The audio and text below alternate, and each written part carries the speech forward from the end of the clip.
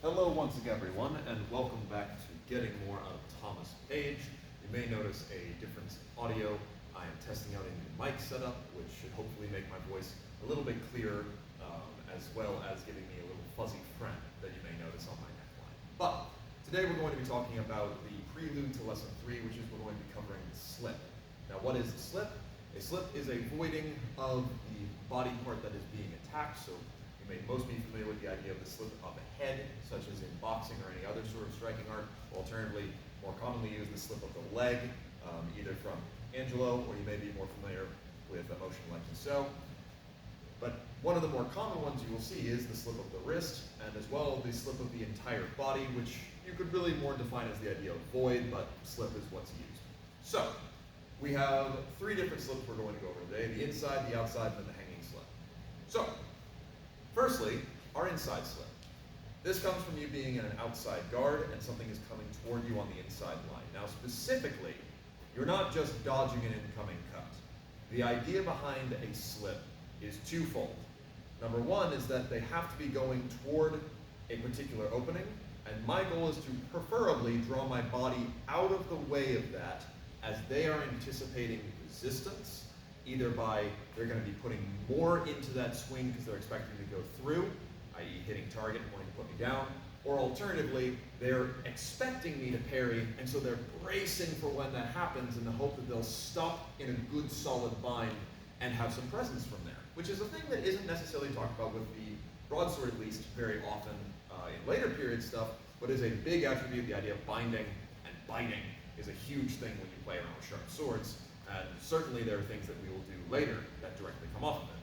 So, my goal is, as someone is coming toward me, in this case they're throwing an inside cut, a one cut, I'm going to draw my hand up toward my chest. So I pull it toward the left side of my chest like so, and what this is doing is it's quickly voiding my hand out of the way, and if I then combine that with drawing my leg back, which I will show from the side, you have 2 options here. You can just straighten up a la Angelo, or alternatively, if you want to do a slightly different motion, here is also fine, where I'm stepping back in the manner of a deeper leg void.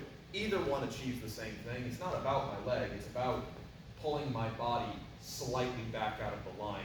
So if they were going more for here, instead of my hand, I pulled myself out of that direction. Now, again, either motion is fine. I can stand up, as I tend to prefer to do, or I can step back to achieve that. The most important thing about any time you're slipping the body, but the leg in particular, you should be able to stay here, rocking neither forward or backward, in particular with something like this, because if you make it a rock step, you will want to step back into it, and if someone redoubles their cut, you're going to be in a bad place. So, I draw my hand up to me, and I pull the leg back, so the cut will pass me. Now, the question would become, well, why even go to the inside guard then? Just pull your whole body out of the way. The reason for this is because we're not necessarily purely dodging the cut.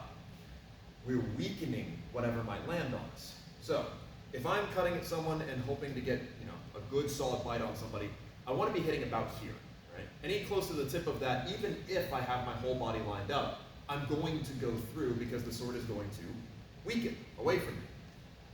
So, in case my distance is wrong, or we're too close to fully dodge, this is ensuring that the only thing that hits me is the very tip of their sword, which will then go past. So if he's anticipating resistance, it goes away, providing I'm nice and safe. But if I were just to purely dodge from an inside cut, there's no guarantee that I fully protected myself. So, our inside slip is just that. I'm in my outside guard, pull the hand back, slip, back to guard. Slip, back to guard. Move inside, slip, back to guard. Or a different sort of slip, well, I'll do the same one. Slip, back to guard. Now my different slip, back to guard, slip, back to guard. Nothing too complex. You should feel decently familiar if you cut your teeth with Angela. Now, no slip is good without a riposte. You are instructed to throw a shot at the outside of the opponent as their sword passes by you. So this would be a number 2, either at the wrist, shoulder, neck, or head is your best place to go. And this requires good timing. If you wait, if you connect your hand too much to your body what's going to happen is that you're going to always be late. You may achieve the slip, but you'll never get that riposte in time. We want to hit them just as their blade misses us. So what this needs to become is kind of a hand-foot sort of rhythm. So I'll go through that slowly. So first, hand-foot, hand-foot. Is that again? Hand-foot, hand-foot. Now you can power off your back leg if you need to get that little bit of reach, but since they're coming to you, you shouldn't need to. Here's that again. Hand, foot, hand, foot. Again, hand, foot, hand, foot. Now from the front. Hand, foot, hand, foot. Hand, foot, hand, foot. Hand, foot, hand, foot. Just nice and straightforward. I'm really just kind of punching out that crisp little two to take whatever is available. I personally usually target the head in this instance. However, sometimes I've had a hand exposed and gone for that instead. So now I'll do a couple at slightly more regular speed, facing off to this direction, then forward again. So, outside guard, slip, riposte. Outside guard, slip, riposte. Outside guard, slip, riposte. That time I was a little bit late. Here's facing the front, slip, riposte. Outside guard, slip, riposte. Outside guard, slip, riposte. Put my fuzzy little friend through the ringer today. Now, the idea behind this, again, is you just take that opportunity if it's available. If you miss, you end up in a nice outside guard, so life is great, grand, and wonderful, which is why I don't like to really lunge too deeply off of it. You can, though, just be aware that you're going to need to recover afterwards. Most people, when they miss something, are going to moulinet and wait and then riposte, so another reason I don't like to go all that deep off. So that's our inside slip. Pretty simple, pretty great. What about our outside slip? Now, the outside slip, this is also one of those that's kind of funny because these are both mentioned in Raworth, who comes later, and he specifically admonishes the outside slip a little bit. He says, hey, don't do this very much. It's not as good as the inside one. You're going to see that as kind of a running theme of advice changes over time. So I'll try to draw attention to it when I find that. But the outside slip is, I'm starting in my inside guard, and someone is throwing something at my outside line. So I'm going to draw my hand back to the point that is parallel with my shoulder. So that's here, kind of in a very high outside guard. Kind of fold your arm in against yourself. The reason you want to do this is because this is nice and tight, and when I do that, my torso wants to turn. If I move out here, the torso doesn't want to turn as much, and there's too much sway in my arms. So just nice and mechanical, pull it back and square yourself up, like so. Now at the same time, we need to slip our leg. You could, strictly speaking, do a neutral sort of slip, such as the manner of Angelo. That would be the idea of this. It's a little bit odd mechanically because my hips want to turn as well, so it doesn't really do much good. So instead what I'm going to do is I'm going to step back in the manner of our St. George parry to square up my hips that way. So my footwork will be here, where I just kind of partially traverse till I'm flat against the wall essentially, and then I would return to guard. So here's that again. Back, in. Back, in. Show from the front. Back, in. Back, in. And I am using the hand here, but it's not really necessary unless you're using it as a balance thing.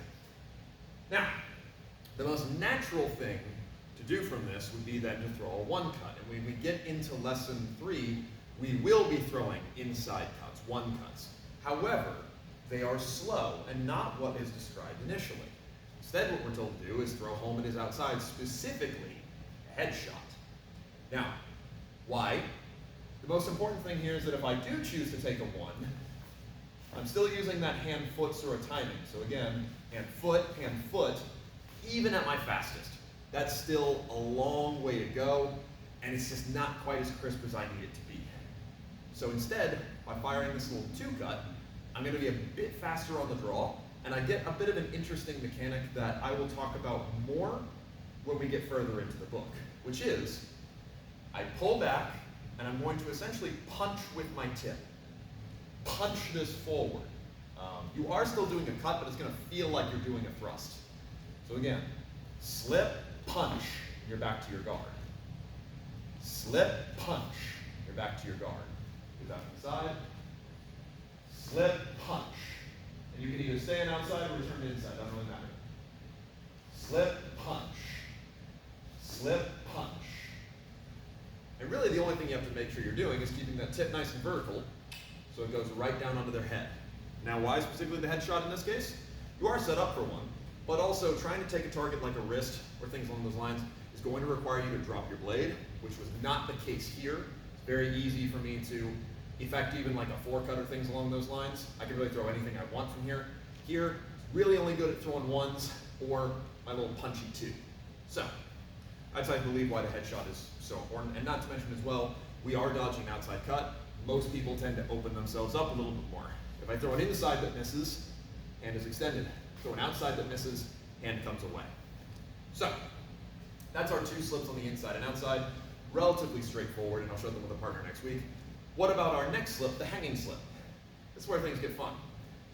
This one, more so than the others, draws from Page's mechanics a bit more, which is that idea of a slightly more open guard. So, just like my outside guard, my hanging guard is broad. My hips are much more open as opposed to a narrow regimental, and I should be able to kind of sway off of this when I traverse partially. So, the slip for the hanging guard is described as the most useful of all because while yes, this can parry literally any cut you can throw at it, it is predictable. Instead, if someone tries to take my hand or my body by trying to come up under this, the best thing for me to do is slip. So I pull my tip back and my hand out to the side, kind of in the manner of St. George. So over, over, over.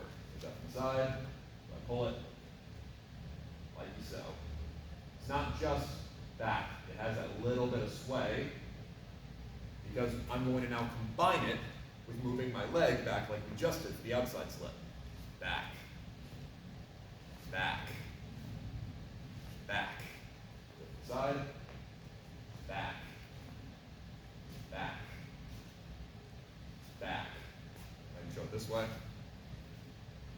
Back, back, back. What's nice about this is in case someone's really diving for you, they were going at your wrist to try to double up your leg, you should be bringing your body out of the way and kind of starting to step to the side. Now, after you have successfully slipped, you are instructed to throw home an inside. You could throw a medium, but the inside is what's going to be best because you're doing kind of this nice big loop. The timing for this one is the hardest of all of them. The rest are relatively mechanical. Curl arm in, punch arm back out. This one has a lot more going on. Gets a little more power, but slows down as a result. So, the hand timing here is your hand doesn't stop moving, and you need to cut with the heel, so that's the bottom part here, of my hand. Basically, I'm going to draw a little figure. I go back, back, in, go. Here's that again. Back, back, in, go.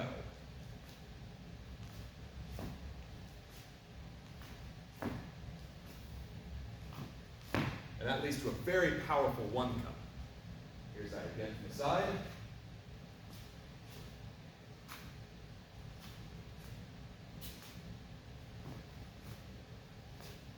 And you notice I'm pushing my arm out for sake of balance. I find whenever I throw something like this, I like to make myself nice and flat personally so that I don't swing through.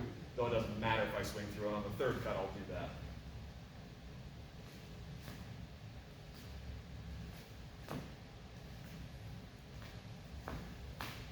And life's great, grand, and wonderful. Again, the timing for this one is particularly tricky because you have to keep that hand moving. You'll be tempted to 1, 2, 1. 1, you're vulnerable to stop thrust if you do that, and 2, you will be too slow. Keep that hand in motion, and life is great, grand, and wonderful. Along, as well, with all these slips, you can always put a lunge into it if you need that little bit of extra space, but the lunge must come after the cut is in the process of extending. If you're still starting it, you should not be lunging, just like we always do. So, those are our inside, outside, and our hanging slips. Next week, we will put them into the lesson as well as I will show them against a partner next week, next time. We'll see, trying to keep to a schedule. We'll show them how they look against somebody, how you can do them in partnered exercise, and how the lesson will utilize them. So, thank you very, very much for watching. We'll go over some other techniques another time.